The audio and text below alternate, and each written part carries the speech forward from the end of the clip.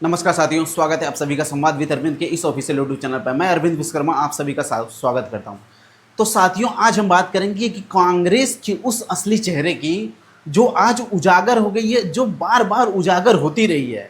आज आज हम इतिहास के उन पन्नों को खंगालेंगे जो बताएगी कि इनकी जो तुष्टीकरण की राजनीति क्या है। तो सर्वप्रथम बात करते हैं कि ये बात कैसे उदय हुआ और इस बात की कैसे हम बात करने जा रहे हैं। तो आपने देखा होगा, ये जो मानसून सत्र चल रहा था संसद का, तो उसमें गवर्नमेंट ने ये बिल पास किया कि जो वंदे मातरम है, जो एक तरह से हमारे जो क्रांतिकारी थे, आज़ादी के जो क्रांतिकारी थे, जिन्होंने वंदे मातरम की जो एक तरह से कहा जाए भक्ति भावना से एक तरह से अपना एक ऊर्जा भर देती थी वंदे मातरम का ये नारा लगाने से। वो नारा उसने उसको जो है इस गवर्नमेंट ने ऐसा किया कि बोला कि वंदे मातरम जो है पूरा गाया जाएगा। जो वंदे मातरम की सिर्फ 2 लाइनें गाई जाती थी, अब कानून बन गया है, संसद से पास हो गया है कि उसकी जो है सभी लाइनें गाई जाएंगी। तो आपने मेरा पिछले शॉर्ट का देखा था, शॉर्ट वीडियो देखा, तो उसमें जो है 15 अगस्त के दिन जो कांग्रेस का मुख्यालय है, मुख्यालय पे पूरा वंदे मातरम चला गया। तो क्या श्रीमती सोनिया गांधी जी क्या कर रही, ऐसे ऐसे करिए, ऐसे ऐसे, यानी वो क्या कर रही हैं, वो ये कर रही हैं कि वो कह रही है नहीं बंद करो बंद करो बंद करो बंद करो। मतलब इनको उनके उससे जो है इतनी चिढ़ हो गई।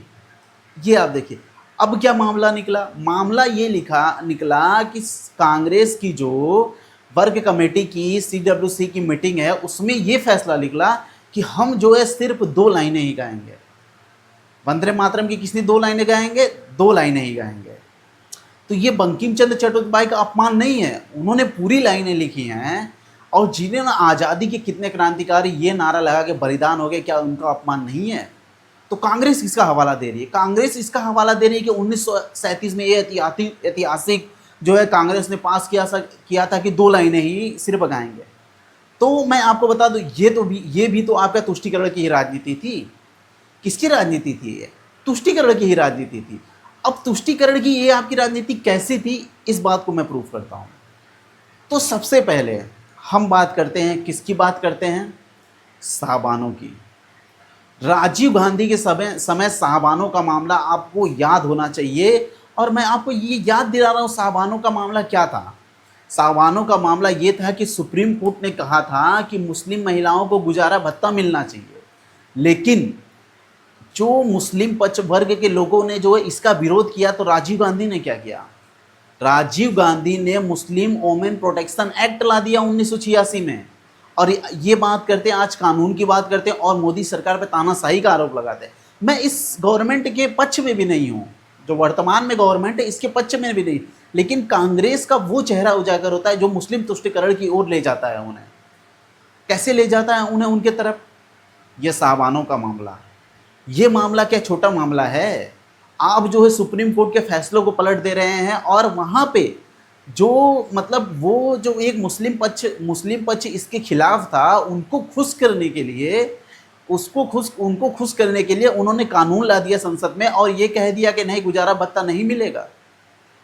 बताइए ये क्या था, ये क्या स्थिति थी? ये मुस्लिम तुष्टीकरण की राजनीति नहीं थी आपकी। और मैं आपको बताता हूँ मुस्लिम तुष्टीकरण की राजनीति क्या क्या कहती है। मुस्लिम पर्सनल लॉ, ये भारत का संविधान तो आपके इंदिरा गांधी ने ही तो ऐड किया था, सेकुलर शब्द। तो यहाँ पे मुस्लिम पर्सनल लॉ कैसे आ गया? किसी का पर्सनल लॉ कैसे हो सकता है? हिंदू पर्सनल लॉ तो नहीं है। तो मुस्लिम पर्सनल लॉ आपने किस लिए बनाया? इसी कारण बनाया आपने कि आप मुस्लिम तुष्टीकरण की राजनीति करते हैं, इसलिए आपने मुस्लिम पर्सनल लॉ बनाया। और हमारे संविधान के जो रचनाकर्ता थे उन्होंने लिख के गया है उन्होंने कि भारत में सामान्य नागरिक संहिता होनी चाहिए, लेकिन फिर भी आप इतने तुष्टीकरण पे इतने हावी थे, आपको मुस्लिम तुष्टीकरण इतना हावी था कि आपने मुस्लिम पर्सनल लॉ बोर्ड बना दिया। ये आपका जो है चेहरा उजागर करता है। आज जो CWC की मीटिंग में ये फैसला हुआ ना वंदे मातरम की 2 लाइनों का, ये तो अभी एक नया अध्याय जुड़ गया है मुस्लिम तुष्टीकरण में। आपके पिछले अध्याय बहुत हैं। साहबानों का मामला हो गया, मुस्लिम पर्सनल लॉ बोर्ड हो गया, और तीसरा मामला आता है वक्फ बोर्ड का। वक्फ बोर्ड का मामला आप समझिए, वक्फ बोर्ड का मामला है, अगर आपकी ज़मीन है, ठीक है, आपकी कोई ज़मीन है, तो आपके ज़मीन पर वक्फ बोर्ड कह देता है कि ये हमारी ज़मीन है, तो उसको कागज़ दिखाने की ज़रूरत नहीं है, आपको कागज़ दिखाने की ज़रूरत है। कि आपने आपने जो है, आपको कागज़ दिखाने की ज़रूरत है कि आपका ये ज़मीन है, उसको कागज़ दिखाने की ज़रूरत नहीं है। ये आपने वक्फ बोर्ड बनाया था, वक्फ बोर्ड बनाया था, लेकिन इसको किसने ख़त्म किया? बीजेपी सरकार ने, वर्तमान सरकार ने ख़त्म किया। ये आपका दिखाता है मुस्लिम तुष्टिकरण। और तो और, अगर आपने सही से कागज़ नहीं दिखाया तो आप सुप्रीम कोर्ट नहीं, उन्हीं की न्यायिक अदालत में जाना चाहिए।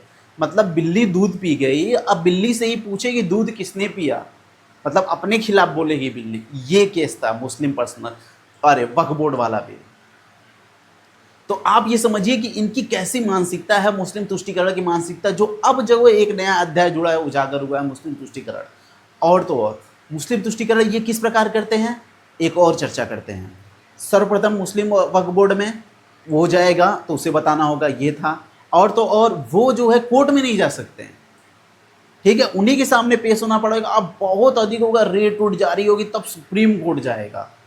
सोचिए, मतलब उसका फैसला वो स्वयं करे। लेकिन इस सरकार ने इसको ख़त्म किया है। ये कांग्रेस का मुस्लिम तुष्टिकरण का अपना दिखाता है। साबानो हो गया, मुस्लिम पर्सनल लॉ बोर्ड हो गया, वक्फ बोर्ड हो गया, ठीक है। अब चौथा आता है सच्चर कमेटी। सच्चर कमेटी आपने इसलिए बनाई कि जाओ मुस्लिमों की हालत देख के आओ कि मुस्लिम कैसे हैं, मुस्लिमों का विकास करना है। ये आपका तुष्टिकरण था। क्या भारत में हिंदू पिछड़े वर्ग नहीं थे? क्या भारत की बहुसंख्यक आबादी नहीं थी? बताइए, क्या नहीं थी वो भी। लेकिन आपको किसने थे? वोट बैंक की राजनीति करनी। तो आप जो मेरे दर्शक हैं, उन्हें समझना पड़ेगा कि ये सिर्फ मुस्लिम तुष्टिकरण की राजनीति ही करती आई है कांग्रेस पार्टी। इसको ना सबका साथ चाहिए, ना सबका विकास चाहिए, सिर्फ मुस्लिम तुष्टिकरण चाहिए। और तो और, दूसरा क्या, चार हो गया ना, सच्चर कमेटी, जो मुस्लिमों के कल्याण के लिए, सिर्फ मुस्लिमों के लिए बनाई गई एक कमेटी थी। दूसरा, जो ये अल्पसंख्यक समुदाय है, अल्पसंख्यक समुदायों के मतलब कि एरिया का विकास करना। अब ये बताइए, अल्पसंख्यक समुदाय में सबसे बड़ा समुदाय कौन है? मुस्लिमों का। फिर आ गया आपकी मुस्लिम तुष्टिकरण की राजनीति, फिर आ गई। मतलब आपका चेहरा इतनी बार उजागर हो चुका कि हम कितने नियम कानून गिनाएं। और तो और, दूसरी बात बताते हैं आपको, हज सब्सिडी देना, ये कौन सा कानून था? स्कॉलरशिप देना, मौलाना आज़ाद फेलोशिप स्कॉलरशिप देना, ये सब क्या था? ये सब सारा आपका मुस्लिम तुष्टिकरण का राजनीति था। और तो और, धार्मिक संस्थान जो संरक्षण अधिनियम लाया आपने, वो किसके लिए था? क्या हमारा जो है मुगल जब आए मंदिरों को तोड़े, क्या बहुसंख्यकों को अपना मंदिर मांगने का अधिकार नहीं है? तो हम किस तरह आज़ाद हुए हैं? आज़ाद ही नहीं हुए इसका मतलब हम। लेकिन फिर ये भी आपका जो है मुस्लिम तुष्टिकरण की ही राजनीति का एक प्रतिफल था, जो आपने ये धार्मिक संरक्षण अधिनियम लाया, ये भी आपका मुस्लिम तुष्टिकरण का राजनीति थी। और तो और, आप 2011 में ऐसा कानून लाने जा रहे थे कि जहां अगर कोई भी दंगा होता है, कोई भी एक तरह से झगड़ा होता है, तो उसमें बहुसंख्यक को ही क्या माना जाएगा? दोषी माना जाएगा। लेकिन बीजेपी के विरोध की वजह से वो बिल पास नहीं हो पाया। मैं बीजेपी का समर्थन नहीं कर रहा, लेकिन आपका ये मुस्लिम तुष्टिकरण का चेहरा हमेशा से खुल गया है। ये क्या था? कांग्रेस का कौन सा मुस्लिम तुष्टिकरण का है? आपका हो गया साबानो हो गया, मुस्लिम पर्सनल लॉ, वक्फ बोर्ड हो गया, सच्चर समिति हो गया, धार्मिक संरक्षण हो गया, और आपका धार्मिक संरक्षण हो गया, और ये आपका बहुसंख्यकों का, ये जहाँ भी दंगा होगा तो बहुसंख्यकों का दोषी माना जाएगा। और तो और, अल्पसंख्यकों के विकास करना, एरिया का विकास करना, ये आपका क्या था? ये भी मुस्लिम तुष्टिकरण था। तो आपका मुस्लिम तुष्टिकरण आज भी उजागर हो गया। आपका मुस्लिम तुष्टिकरण कैसा है? तो आप सिर्फ मुस्लिम तुष्टिकरण की राजनीति करनी है। और जो भी दर्शक मेरे वीडियो को देख रहे हैं, आपको ये समझना होगा, और क्या ये मेरे जो भी मैंने बातें बोली हैं, क्या आप इससे सहमत हैं? अपने विचार जरूर कमेंट में करिए। और अगर मुझे मेरा ये एनालिसिस पसंद आया तो प्लीज़ चैनल को लाइक करिए, शेयर करिए, सब्सक्राइब करिए। Thank you.